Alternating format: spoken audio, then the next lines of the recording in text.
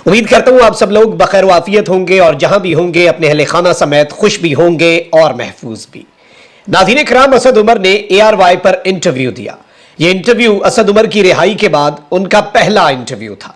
इस सब के अंदर असद उमर ने जो बातें कही, एक जानिब उन बातों को इमरान खान को माइनस करने के हवाले से एक वाज़े इशारे के तौर पर और एक अल्टरनेट प्लान के तौर पर पाकिस्तान तहरीक इंसाफ की सियासत को लेकर चलने में बहुत ज्यादा इंपॉर्टेंट समझा जा रहा है। असद उमर साहब ने जो बातें की उनका मैं क्रक्स जो है उसका जो खुलासा है वो तो आपके सामने रखूंगा, लेकिन अब बात इस इंटरव्यू से आगे बढ़ चुकी है और रात गए कप्तान ने कहर ढा दिया है और पाकिस्तान तहरीक इंसाफ पर कब्जे की कोशिश किस तरह से नाकाम बनी है मैंने क्लिप्स के साथ और चीजें जो रात को कप्तान ने अपना पत्ता खेला है, कार्ड खेला है और वो राज सामने आ गए हैं जो छुपाए जा रहे थे। यानी आज कप्तान ने बाज़ाब्ता तौर पर यह कहना गलत नहीं होगा, वो सारे के सारे राज कप्तान मंजर आम पर ले आया है जो राज आज से पहले छुपाए जा रहे थे। इस हवाले से बड़ी आम तरीन तफसीलात है और असद उमर साहब जो हैं उनके हवाले से आपको पता है कि कल ही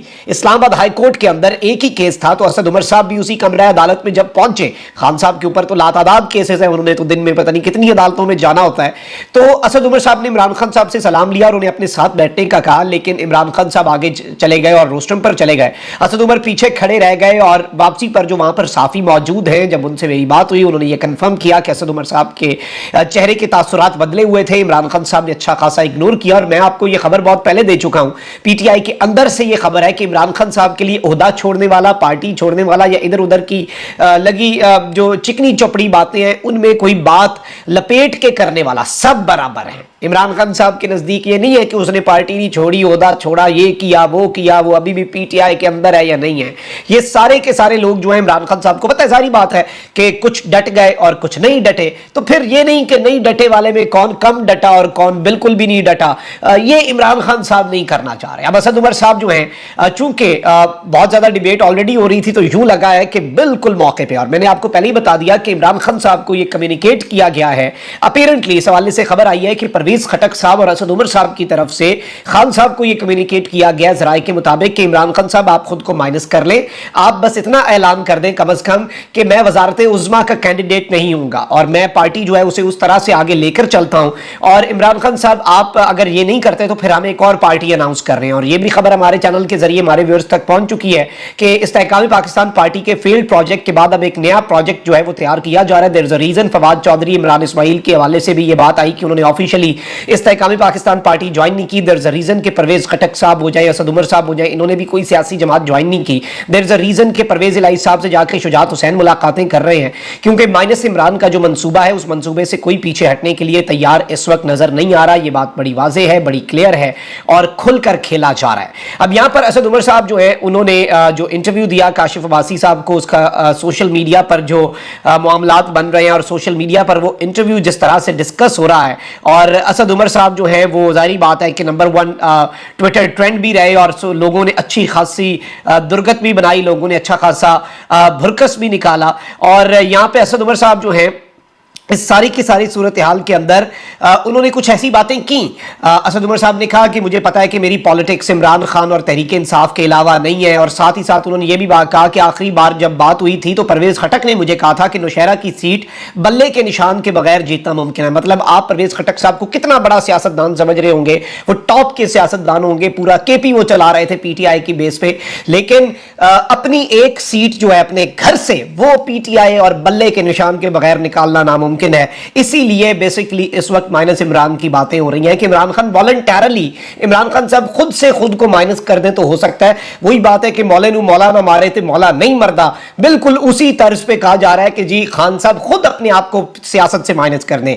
1.5 मिनट का क्लिप है असद उमर साहब का, जरा ये सुन लें आप, ताकि फिर जो पीटीआई और इमरान खान का रिस्पॉन्स आया है और अगले पिछले सारे राज खान साहब ने उड़ेल दिए हैं, खान साहब ने पत्ते शो करा दिए हैं और असद उमर साहब के इस इंटरव्यू का जो करारा जवाब दिया है, सिर्फ जवाब नहीं है ये करारा जवाब है, उस पर भी बात कर लेते हैं। और पीटीआई पर कब्जे की कोशिश किस तरह से रात गए इमरान खान साहब ने नाकाम बनाई, आपको सब समझ आ जाएगा। बल्कि पहले असद उमर साहब का ये क्लिप सुन लें। फॉर्मूला है आपके जहन में? मैं बता रहा हूं ना कि इसके ऊपर बहुत डिस्कशन हो रही है इस वक्त।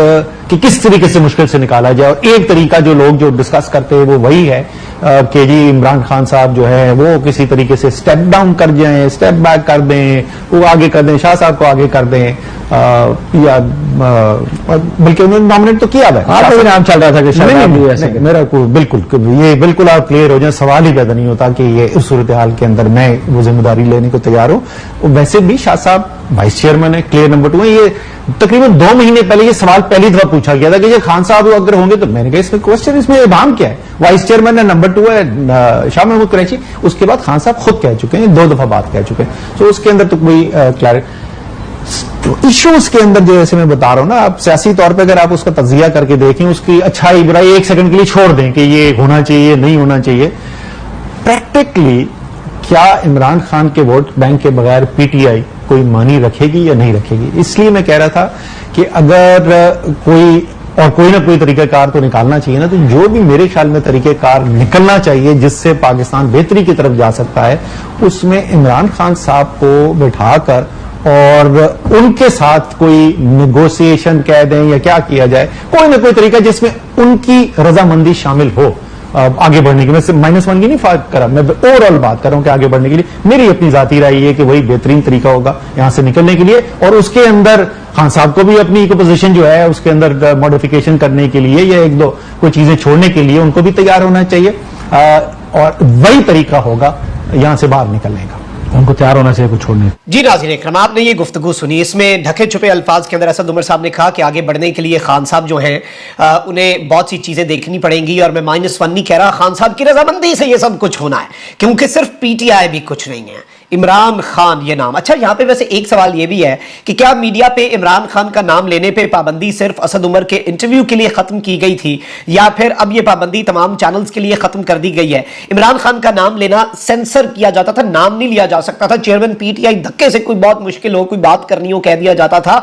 एक मरतबा इसी ARY का टिकर मौजूद है कि इन्होंने कहा कि नैब की टीम, या फिर जी बिल्कुल नैब की टीम जो है उसने बुशरा बीबी और उनके शौहर को नोटिस वसूल कराया, मतलब बुशरा बीबी का शौहर मतलब कि इमरान खान। और अब खान साहब चल रही है, और यहां पे एक चीज बड़ी वाज़ेह हो जाती है, यहीं पे शिकस्त का पता चल जाता है कि इमरान खान का नाम लेने के हवाले से असद उमर साहब आए और उन्होंने बहुत मरतबा उन्हें रेफर किया, और इस सब के अंदर ना उन्हें सेंसर किया गया, ना बीप्स लगाई गई, कुछ भी नहीं हुआ। आप यहां से भी समझ जाएं कि ये इंटरव्यू इतना सादा तो था नहीं, अगर ऐसे ही होता और इस इंटरव्यू के पीछे कुछ ना होता। और इस सब के अंदर ये चीज बड़ी वाज़ेह है कि अनरिजॉल्व्ड इश्यूज जो है वो अभी भी एग्जिस्ट करते हैं, और तमाम तर टैक्टिक्स अपनाए जाने के बावजूद इमरान खान की सपोर्ट जो है वो खत्म नहीं हुई, बल्कि बड़ी है, बल्कि मल्टीप्लाई हुई है। और इस सब के अंदर असद उमर साहब जो है उनके हवाले से बहुत वाज़ेह अंदाज में तमाम तर चीजें जो है वो सामने आई हैं। और इस सारे के सारे सूरत हाल के अंदर जो एक चीज है उसमें असद उमर साहब जो है उनके हवाले से ये कहा जा रहा है कि इन्हें फुल मीडिया कवरेज क्यों दी जा रही है, और ये सारी चीजें। और इस सब के अंदर रऊफ हसन साहब जो कि पीटीआई के नए तर्जुमान भी हैं, उन्होंने कहा कि it looks like a horrible sham defending the indefensible. If Assad disagreed with the party chairman narrative, he should have shown the character to resign rather than now when the party is under an orchestrated attack. इन्होंने कहा कि अगर PTI के chairman के साथ मसले थे तो इन्हें करैक्टर दिखाना चाहिए था और इस्तीफा देते। अब यहां पर साबिक सेक्रेटरी जनरल पाकिस्तान तहरीक इंसाफ असद उमर के काशिफ अब्बासी को आज रात दिए गए इंटरव्यू पर पाकिस्तान तहरीक इंसाफ का रद्द-ए-अमल, ये कल रात गए 12 बजने से पहले का है, पाकिस्तान तहरीक इंसाफ के सेंट्रल मीडिया डिपार्टमेंट की तरफ से जारी हुआ। मैं आपको इसके सारे जवाब जो इन्होंने असद उमर के दिए और मजीद कुछ सवाल भी खड़े किए हैं वो आपके सामने वाजे कर देता हूं। नंबर 1 पॉइंट है जो इमरान खान साहब की अप्रूवल से पीटीआई के सेंट्रल मीडिया डिपार्टमेंट ने जारी किया है कि असद उमर के ख्यालात में अबहाम और कंफ्यूजन वाजे है। असद उमर का यह दावा कि चेयरमैन की स्ट्रैटेजी पर इख्तलाफ के बायस सेक्रेटरी जनरल की जिम्मेदारियों से अलग हुआ हकीकत से मुतसादिम दिखाई देती है। असद उमर को चेयरमैन या जमात के फैसलों से इख्तलाफ था और उन पर अमल दरामद करना मुनासिब नहीं समझते थे तो उसी वक्त मनसब से अलग हो जाते। असद उमर ने तस्लीम किया कि 9 मई के वाकयात की मनसूबाबंदी तहरीक इंसाफ के किसी इजलास में नहीं की गई। अब जबकि एक मंसूबे के तहत पार्टी को निशाना बनाया जा रहा है तो उन्हें इस्तीफा देना याद आ गया।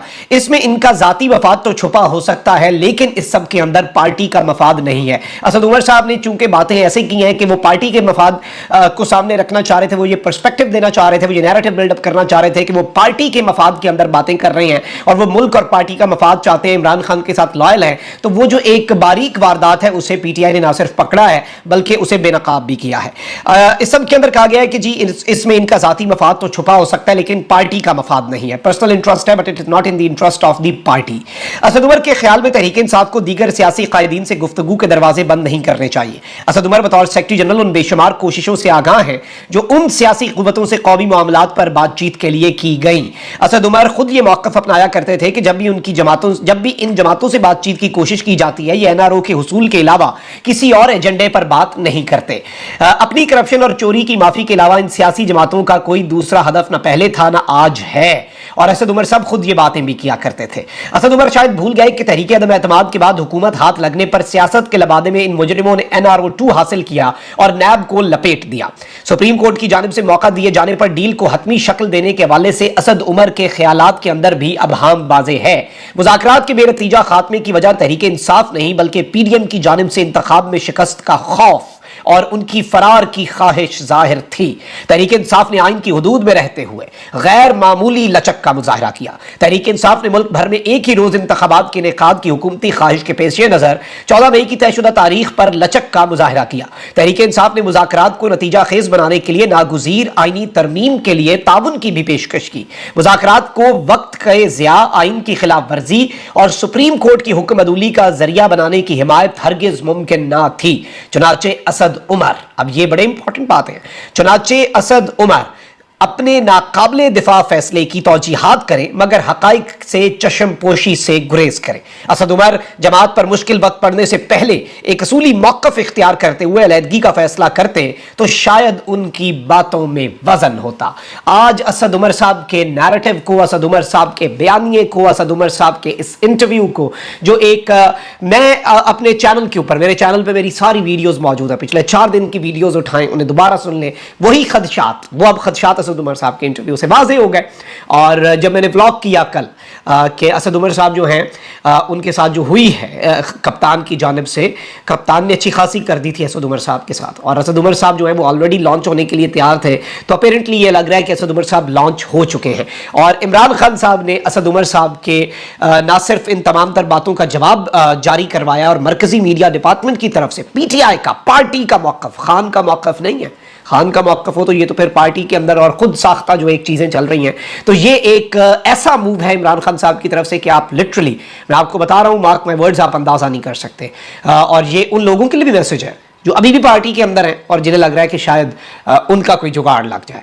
इमरान खान और पीटीआई भी नहीं बल्कि इमरान खान के बगैर पीटीआई कुछ नहीं और पीटीआई के बगैर इस वक्त पाकिस्तान की सियासत कुछ नहीं। ये कुछ लोगों के लिए फॉर्चुनेटली और कुछ के लिए unfortunately, but this is a harsh reality और इस रियलिटी को एक्सेप्ट नहीं करेंगे तो फिर अनरियलिस्टिक अप्रोच होगी सबकी और ये चीज़ें सबको याद रखनी होंगी। अपना बहुत ख्याल रखें। अल्लाह निगहबान। पाकिस्तान।